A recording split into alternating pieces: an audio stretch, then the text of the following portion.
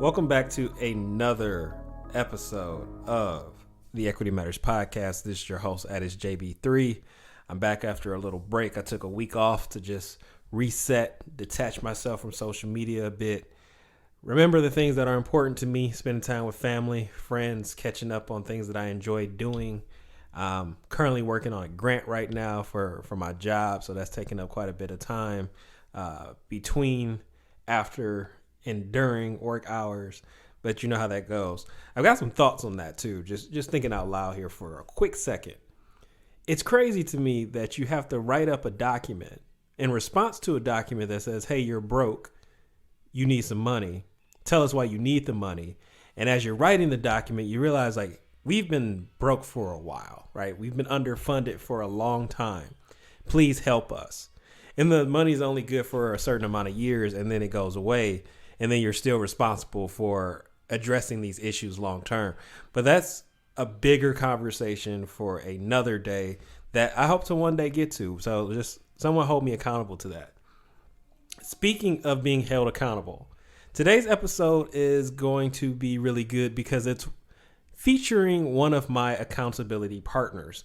And though Hayden may not agree per se because we've never signed any contracts or put anything on paper, in many ways, Hayden has called me in publicly and held me accountable to things that I said I wanted to do. And so if you followed me on Twitter for some time, you know I said I need a website. I want to build a website. I need someone to build a website for me. And I never got around to it. And so time went by. Hayden said, how's that website coming along? And there still was no website. Well, fast forward about 2 years from me saying that, I do have a website. The link is actually in our bio if you ever check the links on the episode. But Hayden was really always behind the scenes supporting and just saying, hey, put yourself out there.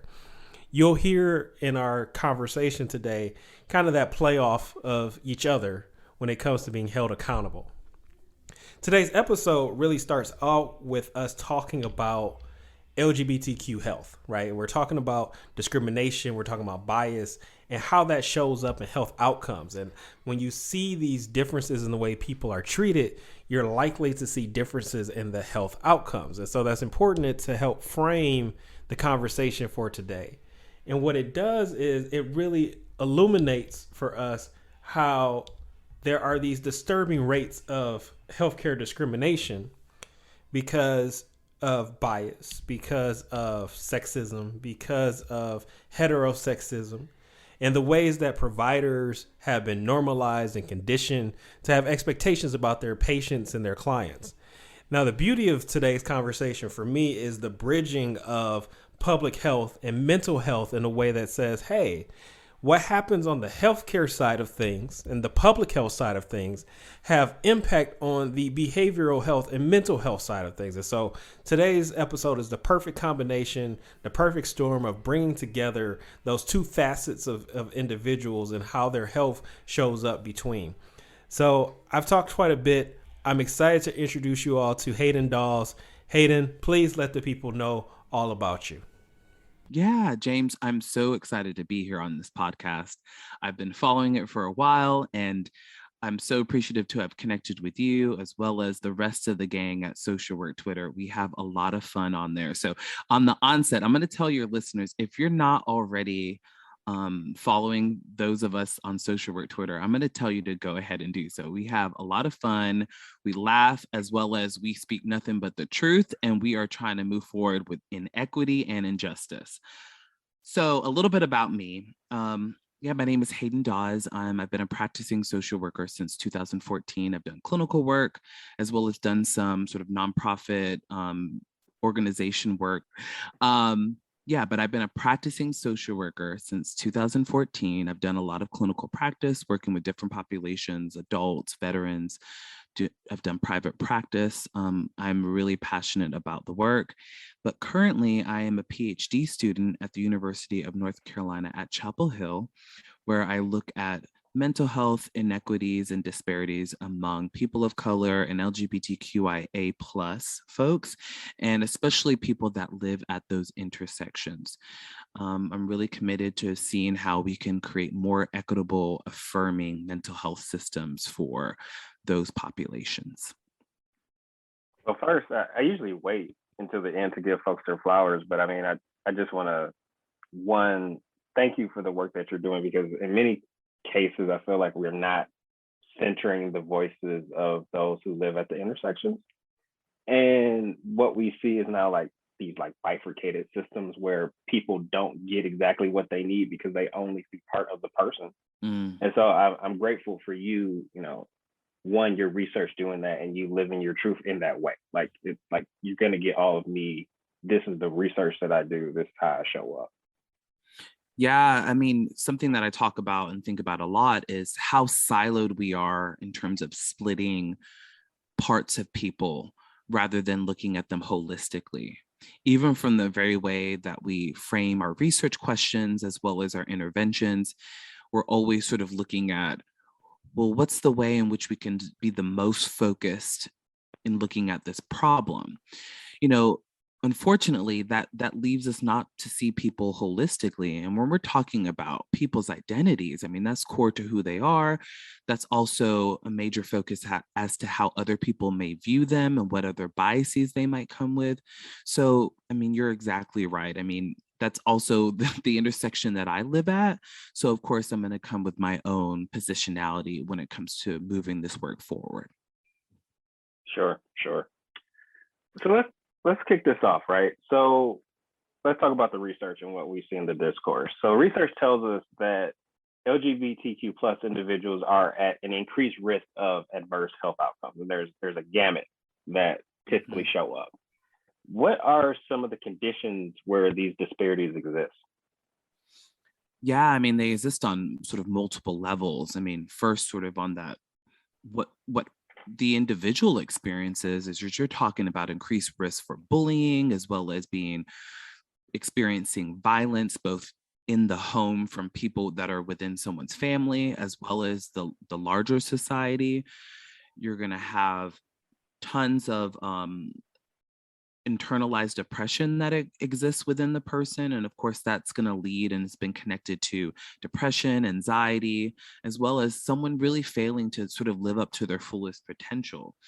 And then when we look at the structural level, I mean, you can see in healthcare the ways in which historically, you know, LGBTQI people have been discriminated against and judged in terms of like, even for instance, not being able to donate blood if you're a man who's had sex with men. And, you know, there's a whole host of things in terms of stigma, as well as structural inequities that continue to really leave this population behind. And so I feel like you've mentioned it, and I just want to call it out a little bit more explicitly. What are some of those risk factors for LGBTQ health? So I hear stigma, discrimination, just marginalization across a variety of spaces. Are there others that we're missing? Yeah, I mean, thinking about in terms of employment and employment safety, for instance, I mean, we understand as Americans, as part of our national identity, that being able to have a job and hold a stable employment is really important to people's life outcomes. Well, there's no protection currently on the books for people that are, and I'm going to use the umbrella term, queer. And so if people are going in anxious about their work, whether they're going to be able to maintain it in order to be their full selves, that leaves them far behind. And so, of course, along with that, you're thinking about insurance gaps that really makes it difficult for people to access healthcare in a way that's holistic to all of their needs, because a lot of their healthcare is going to be, of course, through employment status. And I imagine I tend to now think of life as BC and AC, so before COVID and after COVID. I would imagine with COVID-19, we saw those gaps get even widened or more widened when it comes to employment, as far as, you know, individuals being able to have access to care. Like, I know this is slightly off topic, but Did you notice any of that maybe in your own research or just things you came across? So Yeah, the barriers just broadened? Yeah, I haven't seen any data specifically on that. I'd have to go back and look, but I can imagine, especially for people that are already lower income and lower SES status, because we do, of course, have outliers in the gay community where particularly like gay white men are going to be well employed generally in good positions. But when we're talking about people of color who are also sexual and gender minorities, they're going to face more barriers on top of what they already do hold. And I'm a sucker for root causes, and I want to dig a little bit deeper into stigma and discrimination and how they play a role in perpetuating inequities. Could you kind of unpack that or tell that story for us? Sure. So imagine you're someone that you were assigned female at birth, and yet you already, and what that means, you already kind of feel a little bit more masculine, and so you present with more masculine clothes, and people are asking questions about you. They don't get it. Your family doesn't get it. You don't have anywhere to go that you can feel safe to be your full self. And so you have a whole host of messages that are in your head, as well as, some people might say somatically are in your body. And so when it comes to looking towards employment or even going to see a healthcare provider, you're worried about how you might be judged. And furthermore, we have to think about how there's differential access depending on where your geographic location that you might be living. We know that people that live in urban settings have much better access to healthcare, and you're going to find a much closer access to the queer community, somewhere where you might be seen and held.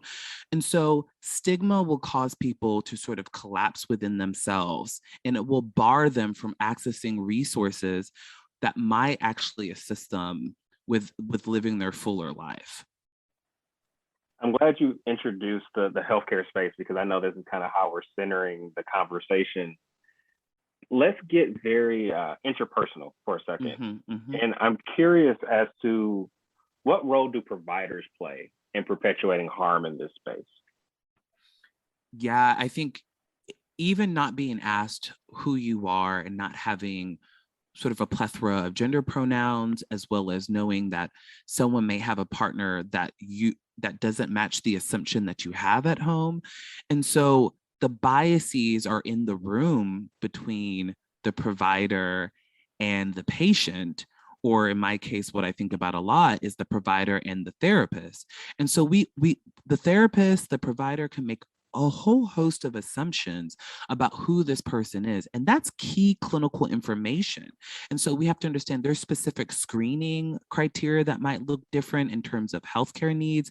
You may need to know about such things such as PrEP, which is a preventative medicine for HIV. And so that's why it's so crucial to, when you meet anybody, to not make assumptions about who they might be, so that you are ensuring that you're asking questions and you're taking time to have a full diagnostic picture of who this person might be.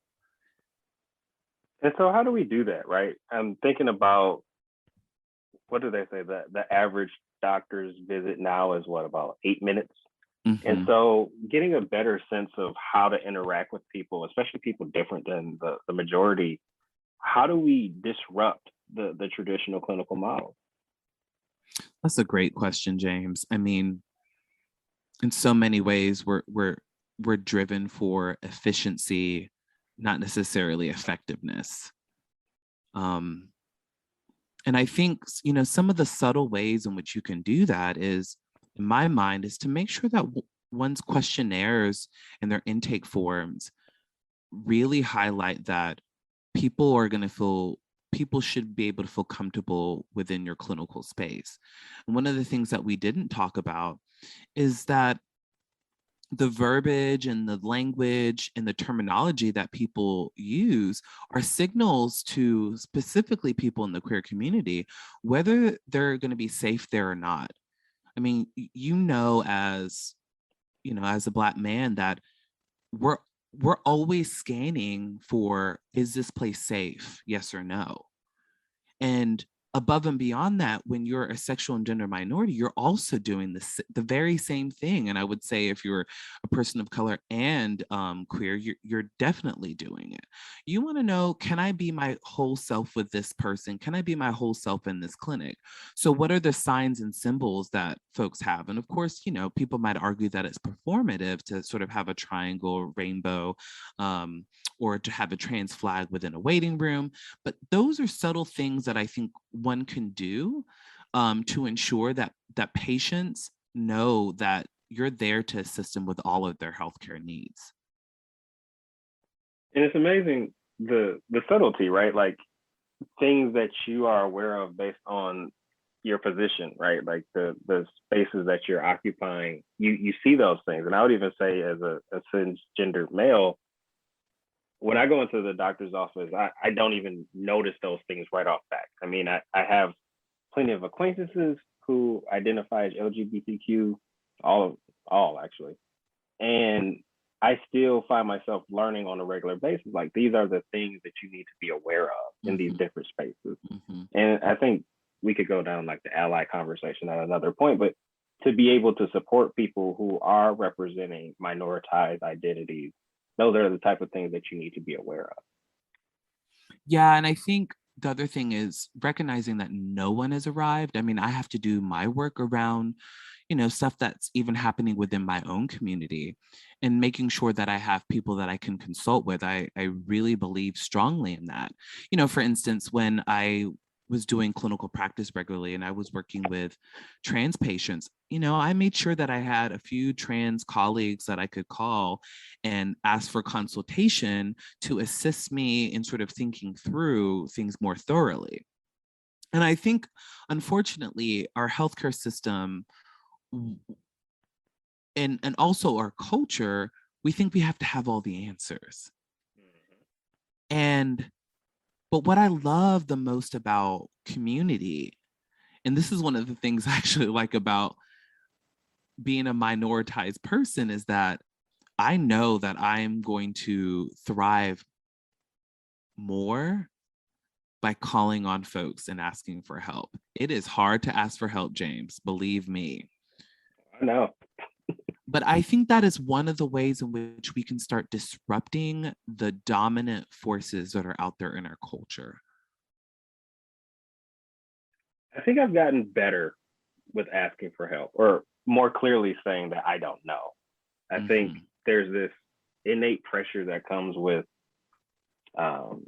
various privileges where you're just like, I have to know the answer.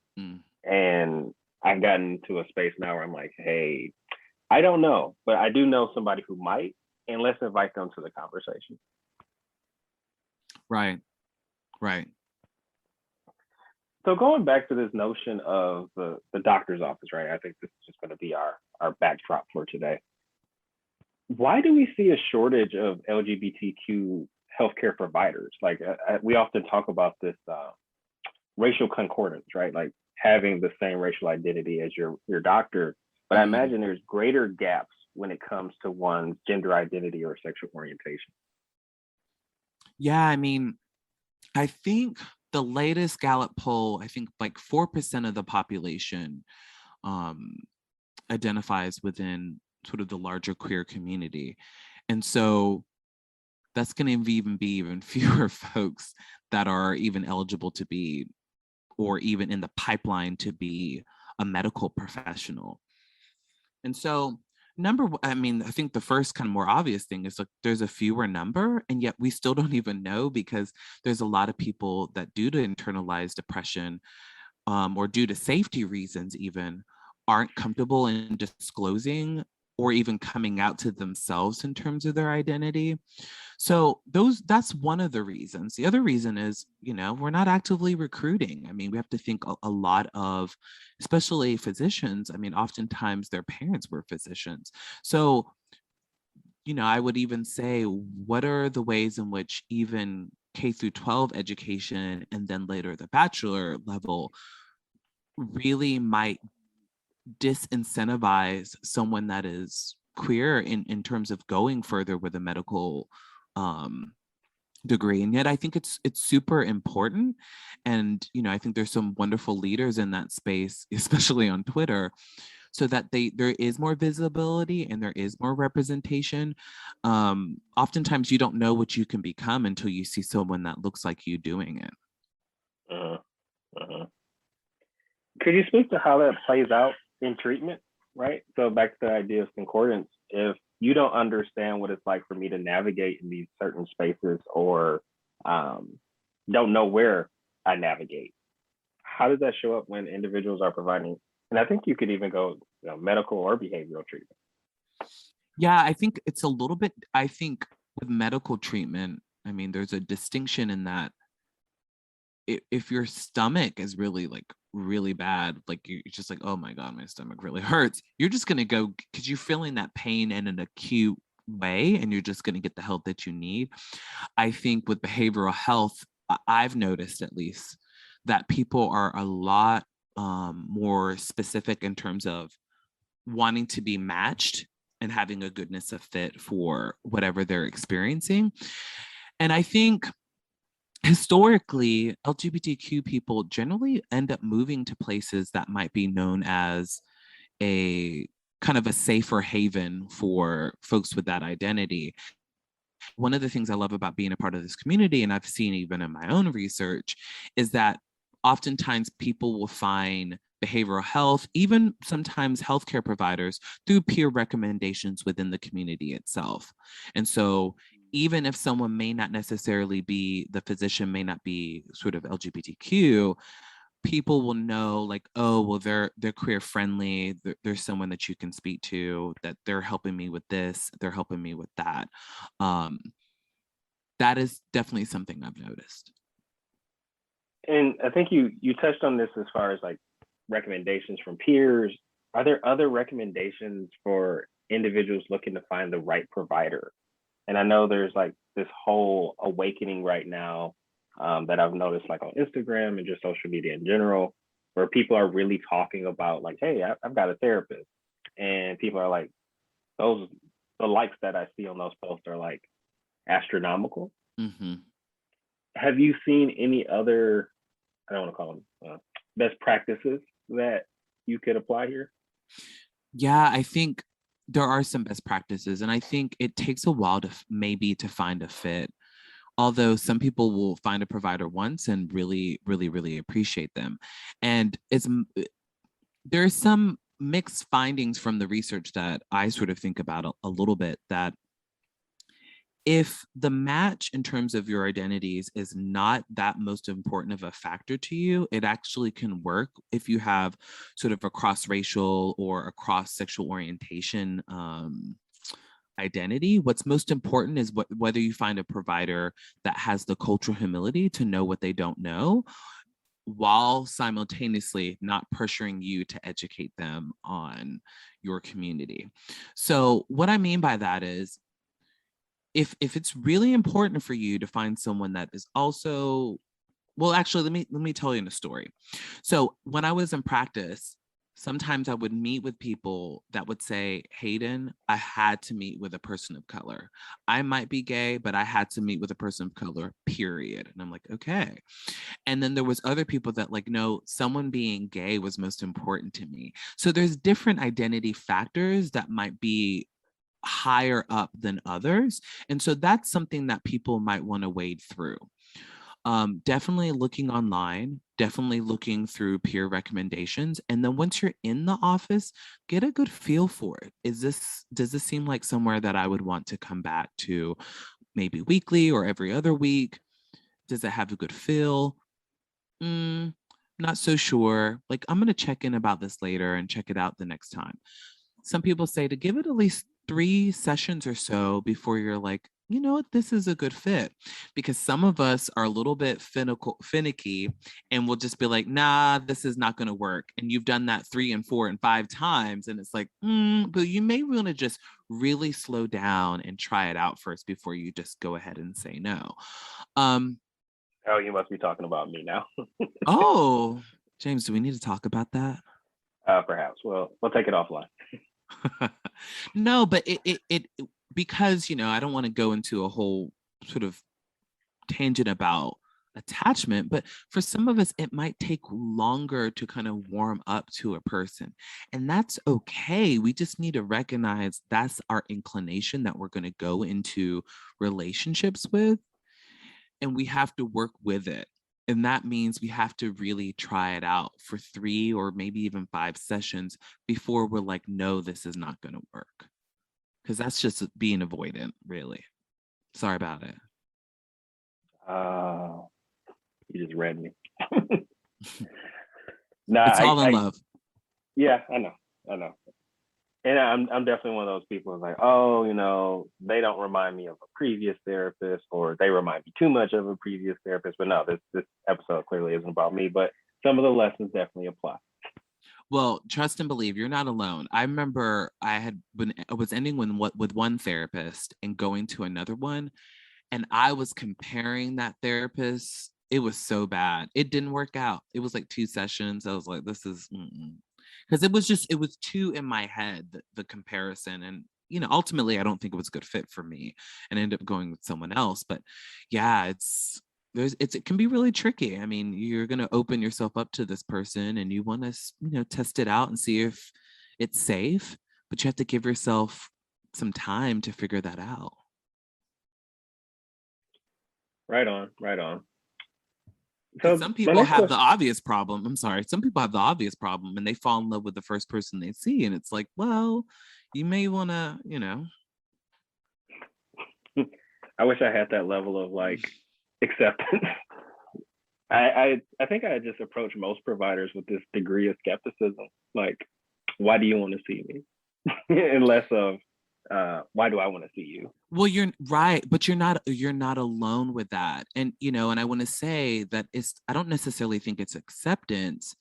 I think it's a lack of discernment sometimes. Ooh, discernment. Yeah, okay. Like how do you know if this person's really safe for you?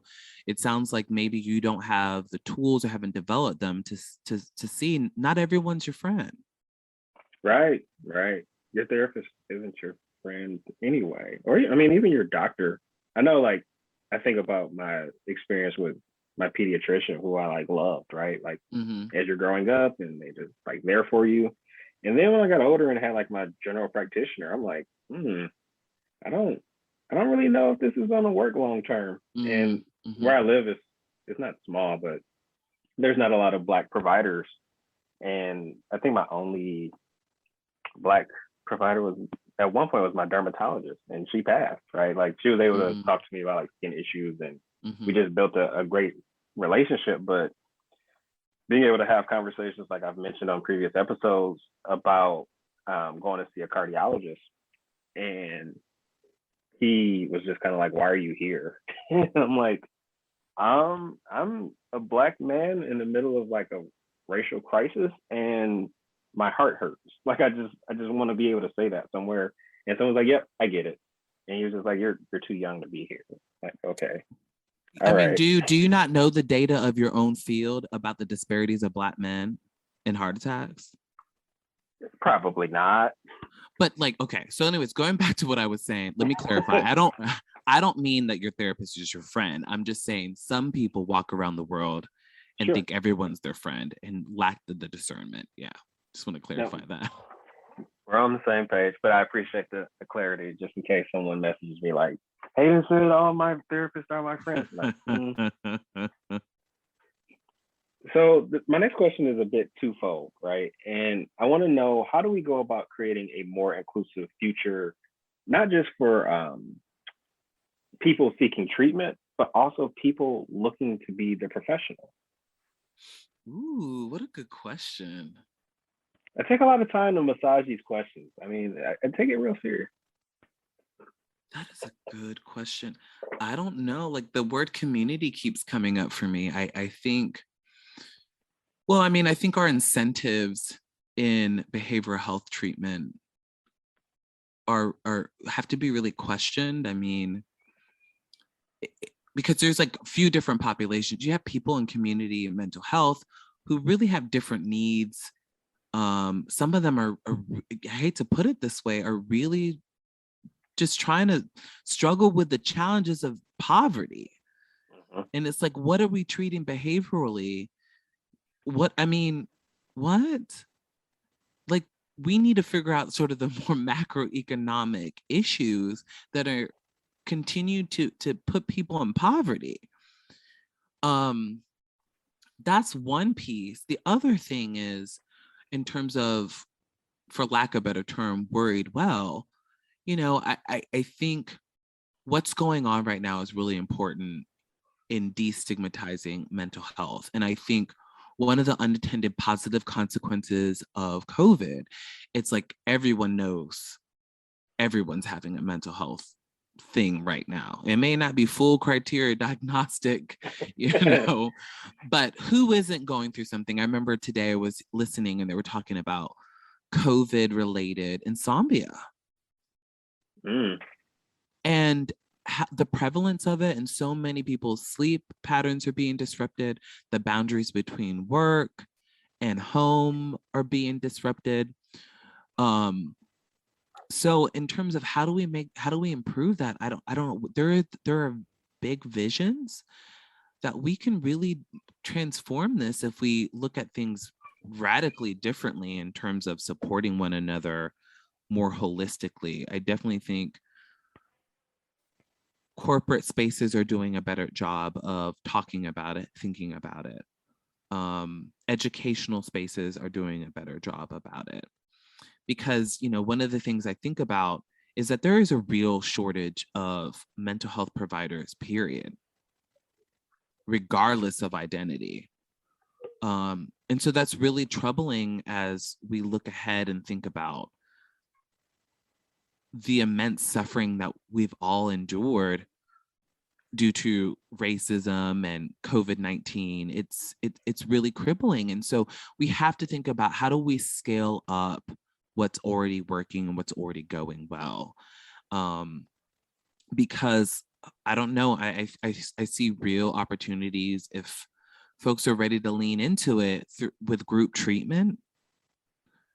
Unfortunately, it's not talked about as much, and yet the evidence says it's efficacious, if not even more efficacious than one-on-one therapy. But I think that's one small way that I think we can do a better job of creating a better environment. Now, in terms of how inclusive that space is, that I think is a different sort of question. But first, we need to bring people into treatment and find ways to both pay providers what they need to be paid, as well as to ensure that people are getting sort of good treatment as well. The timeliness of this discussion, right? So I took the day off today because I couldn't sleep last night. Like, my sleep was just all fractured, and I could hear kids making random noises in the middle of the night. And so, still being like helicopter dead, I'm like, do I need to get up, or do I just stay here, wait until they scream again?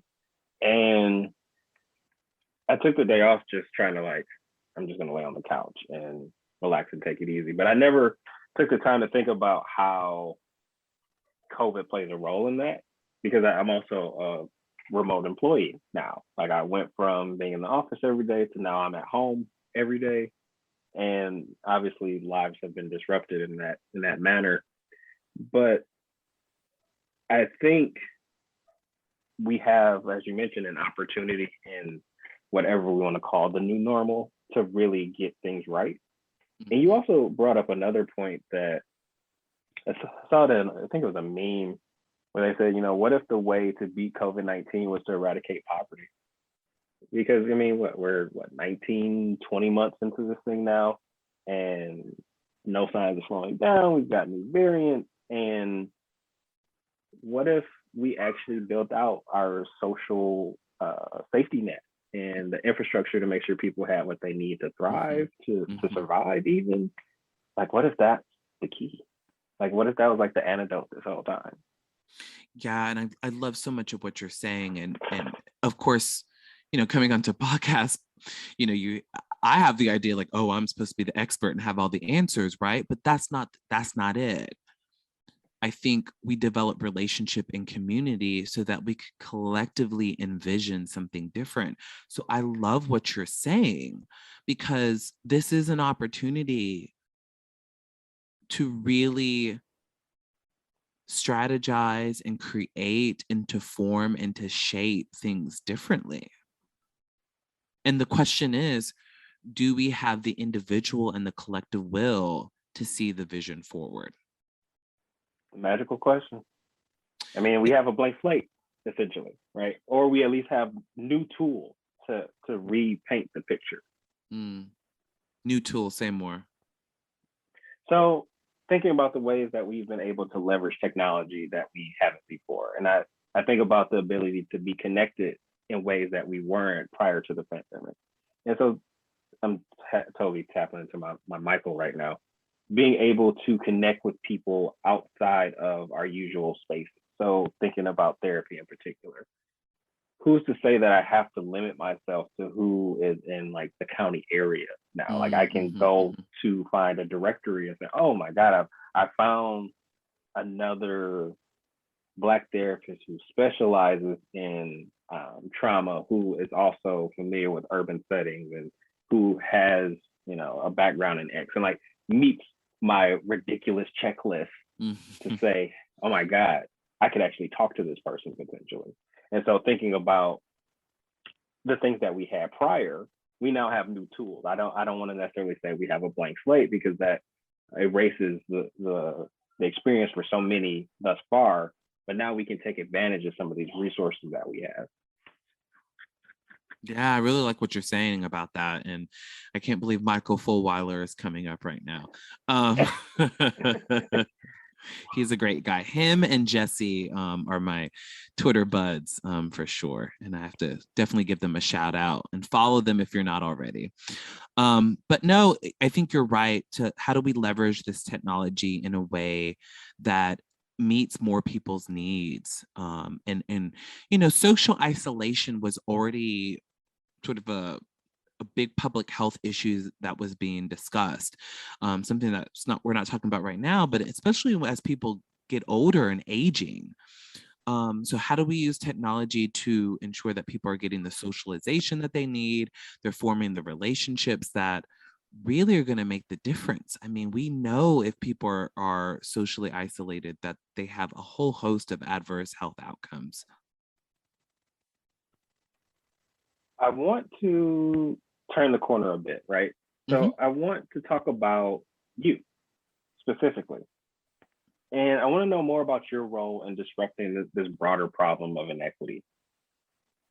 Ooh, what a good question. This is like a deep envisioning question. You know, I think, what is my role in disrupting? Wow. You know, I'm a student, I'm a practitioner, I'm a researcher.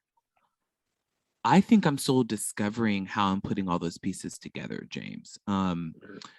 I've leaned into becoming a public figure or a public intellectual because it's something that I feel like I'm good at and people say they want more of it. And so it's like seeing a mirage on a desert and like getting glimpses of like what I think my role is. I might be already doing so much of it that I'm not even noticing that I'm doing it. You know, I like to talk about compassion and radical permission and collective liberation. And I like to hold those big ideas. I know that community is important to me. I know that calling out the injustices, but not in a way that's supposed to be shaming or blaming, but naming it so that we can just do better and move forward. We have all inherited these jacked up, messed up, immoral, I might even say evil, disgusting, terrible systems of oppression. They are stifling. It feels like a straitjacket sometimes to be who we might be. And yet I do believe that we can actually move past it. If we're willing to go through the work, do the work and go through it, like we can do it. So sometimes I think that's my role, is to just sort of name it and to be really honest with where I might be, because there's some days where I'm like, to heck with this. I don't think this is getting better, y'all. But then the other side of me is like, what other choice do I have? Like, I'm not dead yet. No, that's real. And it's interesting because I definitely look at you as a public intellectual. I mean, I would even dare say social work, Twitter influencer, an influencer in general, because I don't find myself in that space. Even being a podcast host, I don't lean in that way. I think I often begrudgingly get pulled into conversations, but I typically like in the background, and I think of myself as the active bystander if need be. James, I think that's part of, well, from me to you, I think it's your hesitancy of being seen. Ooh. Now we're getting deep on mine. Well, I'm the host. No, well, I mean, honestly, I get a lot of attention and sometimes I feel really uncomfortable with it. And sometimes my job to bring the work forward is to allow it to happen. Mm-hmm. The work is not served by me having my hands out trying to stop the water from flowing. Like, no, just let it flow, because we both have platforms that we're using, and it's something, it's not everything. I think that's the other thing. I try to stay really sort of humble with it. It's something, it's not everything. I'm glad I'm doing what I'm doing. And I think what you're kind of bringing up, it's something that I ask myself is like, am I doing enough? I ask myself the same question. So you're not alone with that. Well, I remember I was watching like Super Soul Sunday with Oprah, and she was up there with a nun, and the nun was talking about like, this is the time period where there's so much change, and talking about the climate and the earth, and like talk about an existential, like this ain't good kind of situation. And Oprah was like, you know what, after this interview, like I need to do more. And I'm thinking, wait, what? Oprah is over here questioning whether she's doing enough. And here I am, honey, there is nowhere close, the Oprah. And here I am with nowhere close to the Oprah money nor influence. And I'm like, if she's questioning that, I'm just like, I wonder if the Obamas are questioning that. Like, seriously, I wonder if big pivotal figures are always questioning, are they doing enough? And honestly, I could see the ones that have just enough humility would be. So James, I don't think there's going to be a day where we're going to be like, we're doing enough. No, I don't think so. I think we have been socialized into our profession so much that we're not going to feel as if we are. But here's the thing that I think what's really important. Just because we don't feel like we're doing enough doesn't mean that we're not enough. Mic drop. Just because we feel like we're not doing enough doesn't mean that we're not enough. I feel like I should just end the episode, right? Like, to hell with the last few questions. No, I totally agree. I think we've just been, as you said, socialized to believe that there's always more, right? We have to do more. Like, we have to contribute more to the discourse. We have to put ourselves out there in a different way, or we have to stand out from everybody else. When, like you said, it's all about contributing in our way. Mm-hmm, mm-hmm, mm-hmm. Yeah, and our unique way of your unique light, your unique goodness. I mean, I can tell when I'm in a bad space on social media is when my ego is running and I'm like chasing likes and chasing influence. And it's like, it's so performative. It feels gross, but I know that part of myself. When the truth is, when I'm most enjoying it, that's when it's like, I feel the flow. And it's just for the love of it, for the love of the world, for the love of others, for the love of myself. I mean, I like to be in that space, James. Mm-hmm. Same. Yeah, one day I'll open up about kind of podcasting behind the scenes and like the social media side. I've mentioned it in the past, like it's my least favorite pieces. Like, you know, I enjoy the design of content. Like, I really enjoy that stuff, which I never thought I would. But, you know, tracking analytics and, you know, making sure things are getting likes or posted at the right time. Like, that's where I'm kind of like, I don't like this piece, and I like being actually a bit removed from it. So at this point, like I don't even schedule the, like I don't post the content in real time anymore. So it's all scheduled, and so it's like I'm able to put a barrier between myself and when it goes out. Like I might not check it until later in the night. Like, oh, I'm not like constantly checking to make sure like, oh, it's getting light, because that it weighs on you. And I like hate that. Yeah, I think sometimes it's kind of hacking ourselves and knowing what's right for us and when it's not right for us, and when to find some other tools, like, you know, scheduling tool or hiring someone if you can afford it to do it for you. Yeah, it's really important. One day I'm gonna have a sponsorship for some. I will have someone that can take over this stuff. That would be great. Manifestation, Hayden. Well, absolutely, James, and I'm going to come after you again. But you have to be open enough to know that you can actually receive such a thing, because that's something I'm working on in me. I'm not just attacking you. I mean, I'm now thinking through, as a Black creative, how do I accept myself to receive Oprah money?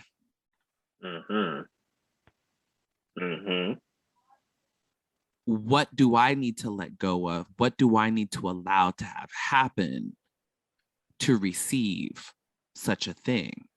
Because trust and believe, I know about some self-sabotage. Okay. Oh yeah. That imposter syndrome will make you sick. I'll leave it at that. Yeah, we don't have to go any further with it. Okay. So let's talk about something that is important, right? Tell us about radical permission. Where did the idea come from?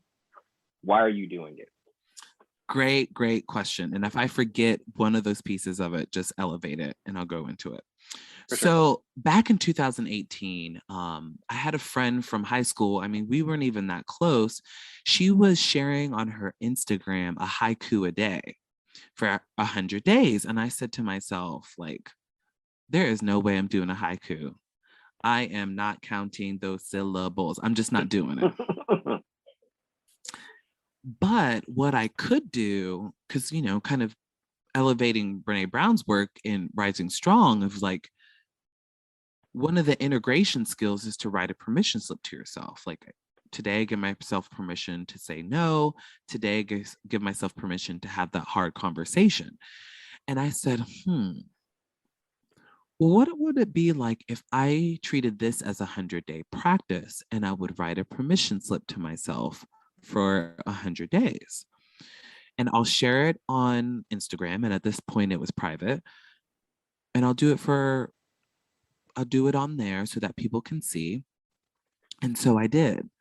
And then friends of mine were like it, and they were like, oh, Hayden, that's super helpful for me. Like, you know, I would say today, give myself permission to slow down and to practice gratitude.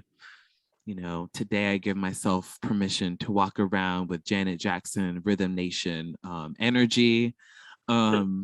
Just anything that I needed for my day and something that I could offer myself. And so that was done, and it came, and I enjoyed it, and I had some reflection about it. And then I started talking to a marketing person to help me sort of bring things up the next level. This is like a few years later. She said, Hayden, you know, I really think these permission slips are really cool. I think they could kind of set you apart when you're talking about Instagram. And I'm like, are you sure, girl?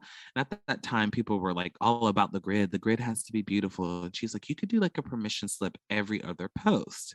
So we could form like, you know, like a checkered pattern. I said, okay, sure, okay, whatever. Didn't think much of it. I started doing it a little bit, just a tiny bit.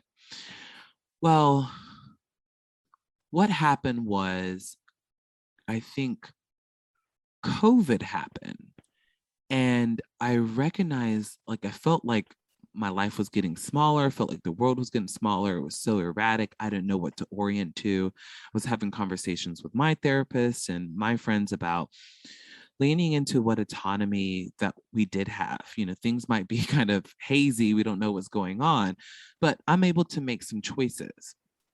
And so I said, okay, well, what if I did a permission slip practice, but this time what if I opened it to everyone else and said, why don't you join me in this collective practice and we'll do it for 14 days? So I did, and I was astounded by how many people were thankful, participated, tagged me, liked mine, and also just really dug in. I mean, it's really powerful. People are like, I didn't even know I could give myself permission to do these things. I said, wow. And so I feel like radical permission is like on my lap. I'm the custodian of it. I call myself the curator of it. And when we think about creating a bigger and better world, one of the things that I think gets in the way is our own egos, our own stuff, our own garbage. And so what would it be like if we just said, you know what, I can give myself permission to get out of the way of that garbage or throw that garbage away to make that bigger and better world happen? And so if we're thinking about increasing people's courage or willingness to take on risk, I think a permission slip is one of the ways in which we do it. I definitely envision it as it's a collective practice. I'm not doing this alone. There are other people writing permission slips along with me. And so that's why it's important for me to be a role model in that and to share on Instagram as well as Twitter my permission slips. And I get so many messages from people thanking me. It's just a reminder, like even if it doesn't make it onto social, I know people pause in their day and check in with themselves and then maybe write themselves a permission slip and then move forward accordingly. I will gladly admit that I've written a few now, ever since seeing your post. James, this is the first time I've heard this. I'm beaming right now. Yep. I don't think I've ever posted them, but I definitely write them down now. Oh, and wow. I recently started doing affirmations also, like starting like on a weekly basis, because my wife does them with the kids. And like before drop off in the morning, Jaden will say, oh, I am smart. I am confident. I am safe. And I'm like, I want to do that too. And here I am stealing something that for a 5-year-old, but it's like, no, I need that. Absolutely. We're not that different than 5-year-olds. We're not. I mean, we all have our inner child that needs to be listened to and heard and allowed to sometimes take risks. And I think, I'll give you, so one of the more powerful permission slips that I did back when Ahmaud Arbery and Breonna Taylor and I don't even remember old girl's name in New York at the Central Park. I can't even get into it. But I wrote myself a permission slip. Like I give myself permission to be angry and assert my humanity in such dehumanization, something to that effect. Because anger was something that I hadn't given myself permission all the time to really kind of like get into and really allow to wash over me. And it was like a week or so later, I wrote an invitation to white therapists and it went viral. And it essentially was calling out and calling in behavioral health, because I knew that what was going to happen was they were going to make this argument all about police brutality. And I'm like, listen here now, y'all. We got issues. When we're diagnosing folks, you're not thinking about their identity. You're not thinking about racial trauma. No, you're just slapping them with a DSM diagnosis and you're going about your business. But we need to look at the fuller context of what it means to be a person of color in America. And so, James, I don't think I would have had the courage to really lean in had I not written that permission slip to myself. Mm-hmm. So Hayden, I realized like we've been chatting now for close to an hour, and I think this is the first time we've ever like communicated in real life, like aside from Twitter. And like I feel like I could talk for a lot longer, but I realized like you've had a long day. I've had what was supposed to be a shorter day, but it wasn't. I want to make sure that you have time to rest because we realize that's key. How do people keep up with you if people want to learn how to write their own permission slips, or if they want to read an invitation to white therapists? Where do they go? Yeah, so you can go to my website, hcdawes.com. You can find a link to an invitation to white therapists that was published on Medium, as well as you can see sort of like a starter guide to radical permission, as well as you can follow me on Instagram at hcdawes. You can also follow me at hcdawes on Twitter. And I'm also a LinkedIn user, even though it doesn't have as much activity. You can just search my name and find me that way. And the other thing that I would encourage everyone to do is to sign up for my once a month newsletter. I always have a monthly reflection. James Bell was also featured as one of my community partners. I also like to elevate other folks that are doing great work in the world. So please sign up for the newsletter, and that way you can hear about trainings that are coming up, appearances, as well as anything else that might be interesting that comes out of my mouth. Anything else you want to leave the people with, Hayden? I want to leave the people with every Tuesday. Tuesdays are a very special day because Tuesdays where we give ourselves permission to be petty. It is Petty Tuesday. So yes, we know Taco Tuesday is a thing, but Petty Tuesday to me is a richer, more important holiday. I might even shift my release calendar just for you and drop your episode on a Tuesday instead of a Wednesday. I'd love it. Yeah, I'll do that. It's going to throw off all my counts and numbers. My grid's going to be messed up, but it's cool. It's cool. You don't have work to it do out. that. No, I'm kidding. But I am going to drop it on Tuesday in honor of such an important holiday. You know, James, I did not see Petty Tuesday coming.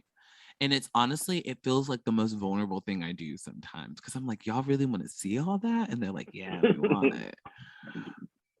Give us what we want. Right? Well, Hayden, definitely appreciate you hopping on the pod. I realize like the episodes that tend to get a lot more traction are ones that go off the outline. Like I realized we covered the things there, but I felt like our conversation was so much more than the podcast. And so, as I said in the beginning, definitely grateful to you for hopping on, also for the work that you're doing, and for staying on my head about the website that I have yet to complete. Well, like I said, James, you were scared about being seen. That's the issue. You're already doing the work. James, let me ask you this question. Do you consider yourself to be an activist? No. Okay. Do I see myself to be an advocate? Yeah. Activist, no. Why not? Oh, let's see if I'm going to keep this in there or I'm going to edit it out. I think it goes to what I believe an activist looks like. Someone who's out there, definitely front and center in the work. Me, I like to supply people with the information that they need to make the most informed decision. Like I don't typically, there isn't one topic that moves me enough to where I'm like, this is my cause. Usually for me, it's about the equity in the situation. Like what are the barriers, who's being considered, who's not, who's being excluded. Like I want to be able to pick those pieces apart, less of like one issue that drives me. And that's picking out pieces and naming them and looking at it and thinking about strategy as to fill that gap. That's not activism? No, I see that as advocacy. Okay. But maybe we'll put that on another. I don't know. I'm curious. No, I'm really curious because I asked people, I'm like, do you all see me as an activist? And they were like, yeah.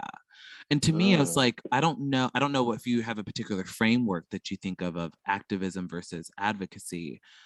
But for me, it's like, it kind of goes back to like a change agent because I don't see myself necessarily as an activist, yet other folks see me that way. And so identity is real elusive. And it's interesting because we may not see ourselves in the ways in which others see us. Of course not, but yeah. Now you got me thinking. I'm about to make a Twitter poll. I'm actually going to put on Twitter too. Okay. Well, thank you, Hayden. Thank you. Enjoy your evening. This was great. Appreciate you, sir. I have to admit that I'm always amazed and fascinated how timeless these episodes become. And this comes to mind. One, I've been reading The Parable of the Sower by Octavia Butler. If you've never read it, please do. Black dystopian Afro-futuristic film. And there's lines in there that literally show up in the ways that we're experiencing life now. And there's a part in there where they're talking about Make America Great Again. And this is like in 2030, right? And I don't even know when this book was written. The timelessness of it is just infatuating to me. And with today's episode, again, I couldn't tell you when this episode was recorded. It was recorded in 2021, naturally.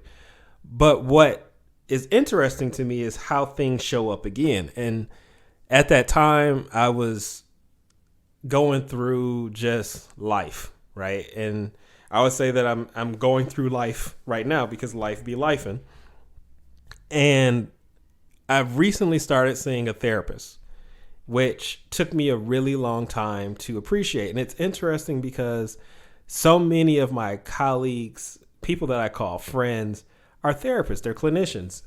And I would make offhanded comments that were self-deprecating. And they say, well, let's unpack that. And I'm like, slow it down. But it became to a point where I actually started to feel those things, and they stuck with me.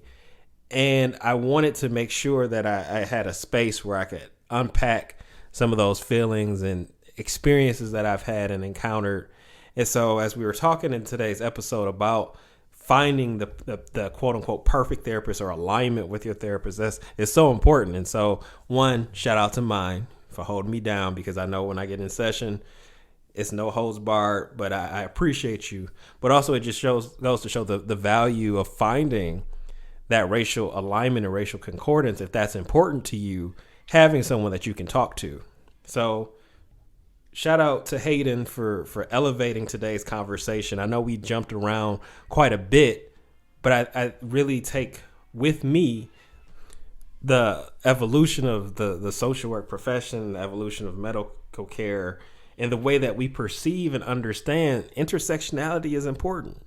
And being able to speak to the different facets of one's identity is key if we actually want to achieve holistic care. There's no way to be whole if we're not addressing the pieces. So I'm just going to leave that there. Thanks again, Hayden, for following through. A few really quick updates. First things first. I owe you all a mixtape. And I've gotten a few questions about it. So James, you going to be rapping on I Got Five? No, I'm not. I could, but I'm not. Primarily because I don't feel like making the beats or rapping over them. Maybe in the future, someone will say, hey, drop a mixtape with some bars. That's going to take a year. But sometime next week, I'm going to drop it. And the way it's going to be set up, I'm going to release each track as an episode. And so turn your notifications on. Make sure you're subscribed to the podcast. That way, as soon as they start coming out, you'll receive them. Not going to tell you when. We're going to shock drop it like Nike likes to do. But it's coming. So stay tuned. Want to give a shout out to the Brothers in Social Work Collective because we've been busy. We got some dates on the books. Upcoming tour dates. Sold out dates, y'all. Stay tuned. I don't think we're allowed to announce yet, but we've got some locations. It's going down 2023, potentially 2022. We got one that might come through. We'll see. But Brothers in Social Work Collective, appreciate y'all, brothers. We making it work. Cummings Graduate Institute, we are wrapping up. I know I feel like I say this every episode, but it's a lot of work to build out a training. We are wrapping up the Unmasking White Supremacy and Racism in Mental Health training. Is two parts I mentioned before. One, diving into the why and kind of the history of how it came to be. And the second part rather is really around what we can do now. Stay tuned. It's coming. We've got two other trainings if you're interested. Check the links in the bio. One around community engagement, the other around implicit bias. $20 well spent. You get CEUs. Why not? Check it out. And the last thing I want to just highlight really quickly is a new pet project, because I tend to just keep those around because I enjoy creating. I enjoy putting together tools and products that are helpful for folks.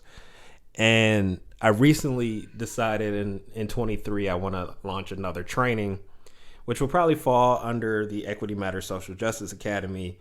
But I want to do an introduction to anti-racist facilitation. And this is important to me because I, as a facilitator and a trainer, I hold anti-racism as one of my values. It's a principle that I embed in my work anyway. But why not craft a full facilitation experience around anti-racism? And so stay tuned for that in 23. But now, right now, you can actually sign up for our ListServ and get a copy of our ground rules for anti-racist facilitation. It's something I put together kind of on the fly, just based on things that I've done in the past, but it's available. Check it out. Well worth it for the free. Throw that out there again. But it's a tool that I think many facilitators, trainers, educators, people who are in meetings, in spaces, and just need to have an understanding of how to ground conversation and how we're going to function in the space. Check it out. I mean, it's free. I think that is enough for you all. Now, I'm actually going to get ready to go record some I Got 5 on It episodes. Actually, let me not call it I Got 5 on It because I'm not trying to get sued. I Got 5 episodes. Stay tuned. We'll be in touch really soon. You already know how we leaving. Equity matters.